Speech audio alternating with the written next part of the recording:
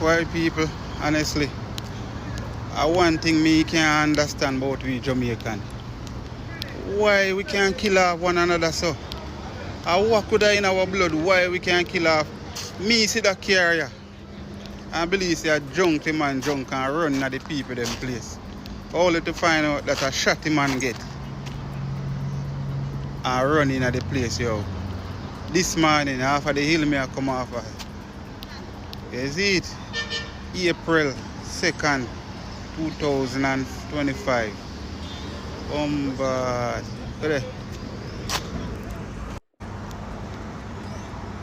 what you say this man it happened? Same man dead? Huh? Well, give thanks him not dead still. Eh? The man will take it from you? Him gone, you know? Gone? Yeah. Him gone left him card? On the spot, news media. We got the latest news. We don't care about the views. We just representing right. Put local news internationally every night. On the spot, wave that Jamaican flag from left to right. Let's get it right. Y'all know the type. We ain't dealing with the hype. We make it take flight. Yeah, man, my viewers and subscribers, what Guan, a blessed and wonderful Thursday morning to each and every person out there tuning into On The Spot News Media. Now, my peeps, I don't know how we do it over on this side each and every morning. We have to give thanks and praise to the Most High Creator for the preservation of life, because life is indeed the greatest. So in the morning, my peeps, I have a few stories to share with you, the regular members of Chan Public and also members of the diaspora. So please like the video, share the video, watch the entire vlog so you can get a full understanding and a better appreciation of everything we are going in Jamaica. So watch this now, my peeps. We're going to kick it off with an update. So in yesterday morning's story and also the morning before that, I made mention of a police fatal knockings and clappings that took place in the Kasha Park area of St. Andrew, where a top-tier criminal element said to be the reputed gang leader for the Elbow section of Central Village was taken out by the cops.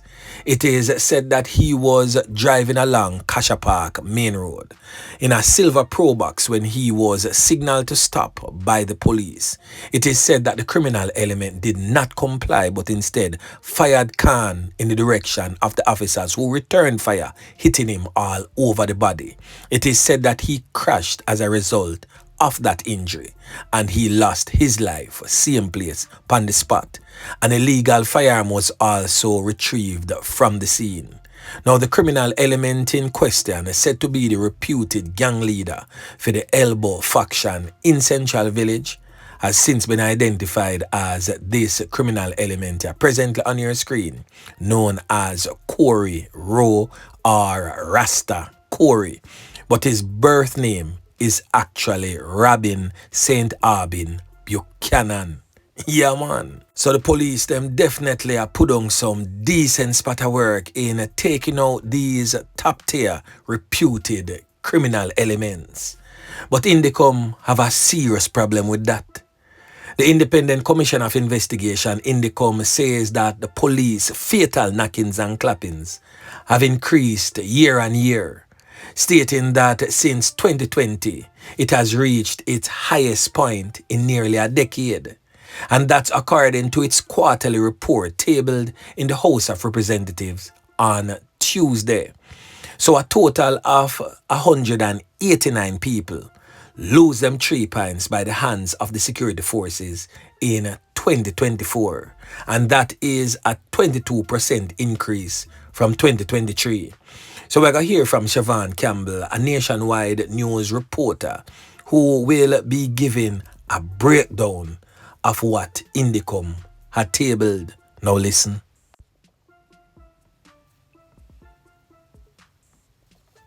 A total of 189 people have been killed by the country's security forces in 2024.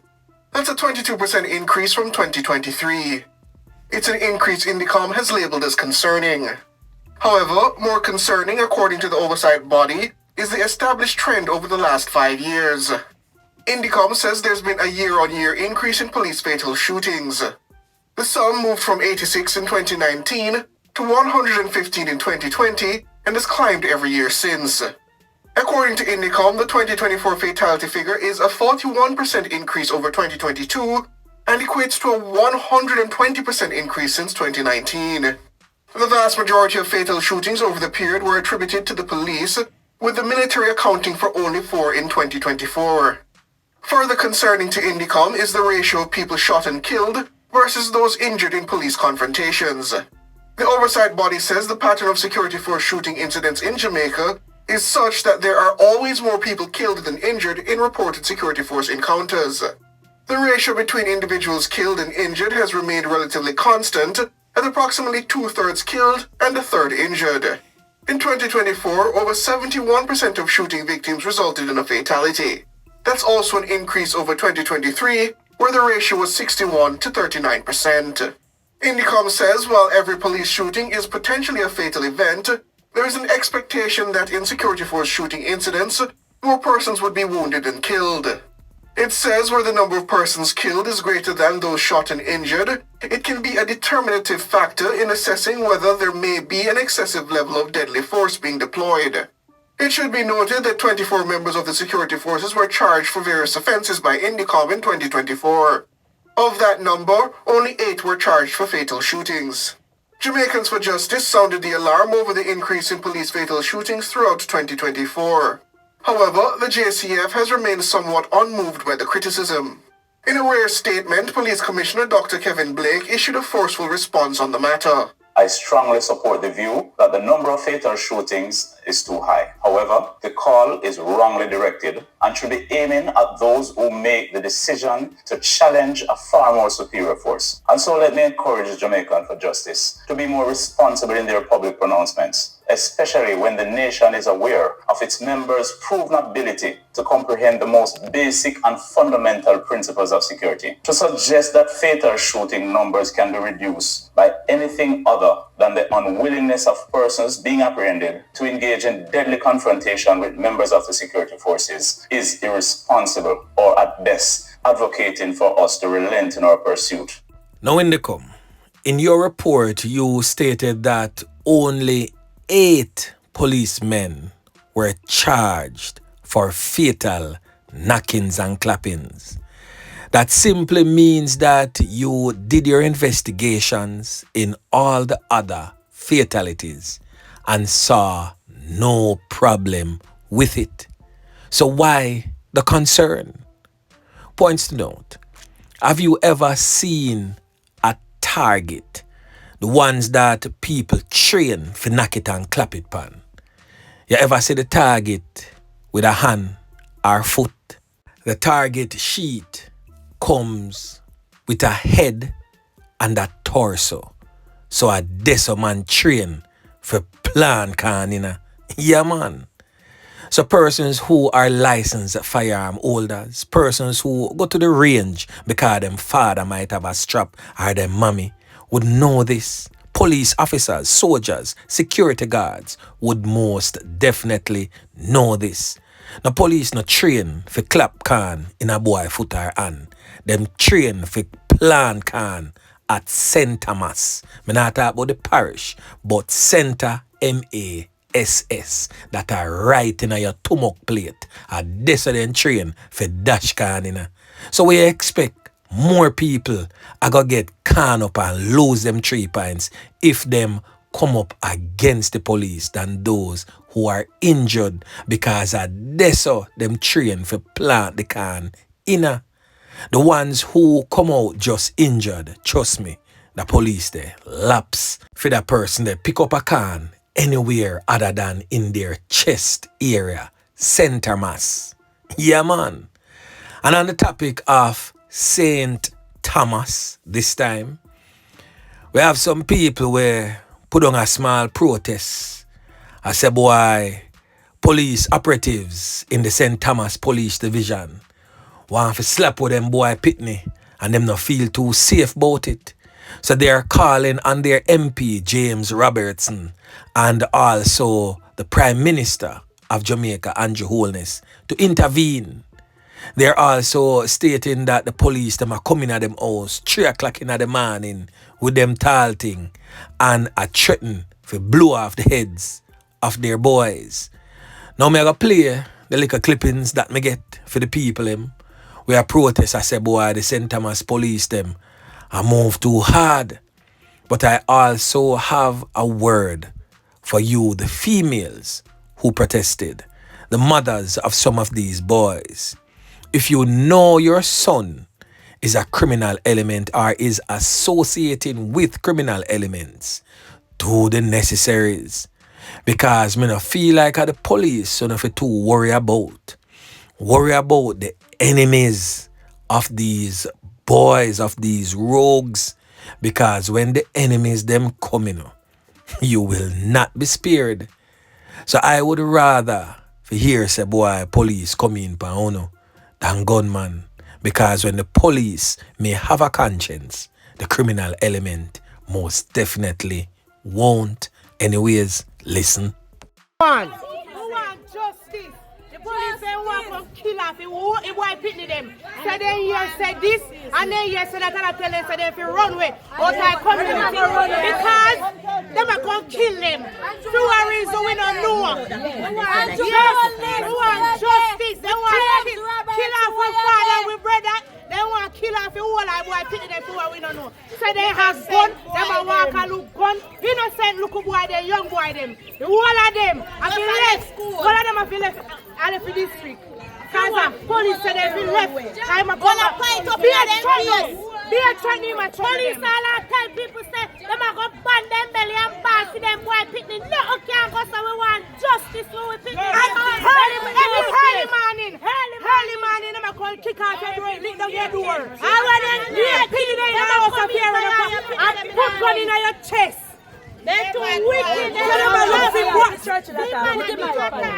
Now the next thing that we're going to talk about, my peeps, is coming out of the troubled war-torn, crime-riddled St. Catherine North Police Division, where this criminal element here, presently on your screen, identified as Drasman, said to be a top-tier member of the notorious Duwanna gang based in Spanish Town.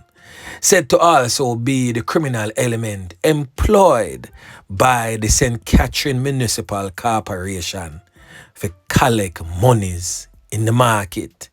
Now he is taking it a step further. He's now extorting members of the general public, especially in the Spanish Town Market District. And the market people and the general business district has grown tired of this criminal element's advances. So now, Drasman, let me tell you this. You are now on the radar of the Spanish Town Police. So I would advise you, get a lawyer, get a pastor, your counselor or whosoever, and go make a check over Spanish Town Station. Them need to have a word with you right now. And in failure to do so, rest assured, Officer Yeman Pick and team will most definitely be coming to seek after you. And you know how that might end up, because you is not just a little extortionist. You is also a noted and reputed knockers and clappers. So the police them know say you're well strapped down when time you are going at the market and in the business district of Spanish Town for go collect extortion money on behalf of your criminal counterparts. So them know say you just might put up a resistance, but they are ready and equipped to take you down if you should do such. So to avoid all of that, just turn yourself in to the Spanish Town Police. I'm telling you, criminal elements. Walk with a white kerchief in a back pocket just in case your man picks stop you can take it out and wave it and surrender peacefully, because failure to do so, you got ground like a nice piece of yellow yam. Shut eye control and settings will most definitely be the order of the day. Yeah, man. And still in the St. Catherine North Police Division, but this time all the way over there in Yuatan, St. Catherine. Yesterday morning, this criminal element presently on your screen, identified as Duwanna Gyles, otherwise known as Brandon in High Streets, said to be 26 years old, come from Tucker Road in Yuatan, St. Catherine. Decide say he might go take on the police and end up get the shitty end of the stick. Yeah, man. So during a cardinal search operation by a police team, the police team circled the targeted premises. They entered through an open door and held on to the suspect in the house. So the police then put him in a corner and decided say them are gonna make a search at the house. So the criminal element now see a little leeway where him could have get way. So him know say the strap, they're right in the closet, right which part in stand up. So him just count 1, 2, 3, pull the closet door, grab up the strap. But before him could have squeezed the first can, brap, and him get spread out like a sheet, no longer among the land of the living. You criminal elements now understand say them new crop of police here. It's not the little junky one them from back in the days when you could have catch in a one bar in any little community all about. If them police want for all a drink, them start put a bar in a police station. When them police come a road, them well sober and well aware and vigilant. So the slightest of movement, a gunshot you gonna get in your skin. So from your move and head to the closet, Officer Yeman Pick never hesitate. His training sprung into action and him plant some can in this dirty boy a stomach, spread him out like a sheet, no longer among the land of the living. The firearm that he reached for and attempted to fire in the direction of the police was retrieved, and the police stated that the serial number was intact and the firearm contained a magazine with 3 live 9mm rounds. The criminal element was rushed to the Linstead Public Hospital, not in a bit to save his life, but more so to have him officially pronounced you know what. Now, Indicom, boy, trust me, you no have a chance to sit down and get on a domino game up and running. The police them continuously giving you much needed work because the criminals that are being taken out needs to be swept out like the rubbish that they are. Yeah, man. Now the next thing that we're going to talk about, my peeps, is a missing person report, but this is not just no regular missing person report. Now this female present on your screen identified as Nicola Chislam, said to be from the Glenmuir scheme in Maypen, Clarendon, has been missing for a few days now. It is said that she left her scheme in Maypen, Clarendon to visit this man, said to be her boyfriend, Omar McGregor, in Spanish Town in the Marchpen Road community of St. Catherine. It is said that she has not been seen or heard from since. A report has been made to the Maypen police station. Now this brother here, we name Omar McGregor, come from around a Marchpen. If you know anything about the disappearance of this female, or if she's alive and with you, please go make a report to the Spanish Town police. Make them know say you hear your name and see your picture on that channel here, and you're concerned about it and you just want to clear the air. But if you not do that, then the family members are going to assume the worst. We know that sometimes them young girl here will just take with themselves and go and build with them boyfriend trying to get away from whatever it is that them are trying to get away from in their hometown. So we now got jump to conclusion and say you do or nothing. But the family members are worried sick about her whereabouts. So if you know where she there, if you have her which part you there, just clear the air and make everybody know that she's okay, alive and well. So on the Spot News Media will most definitely be keeping tabs on this one to figure out if she is still among the land of the living or not. Boy, may I tell you, I hope that she is. So the last thing that we are going to talk about, my peeps, is the accused candlelight vigil, Nakis and Clappis. We are talking about this brother here, Patrick Thompson.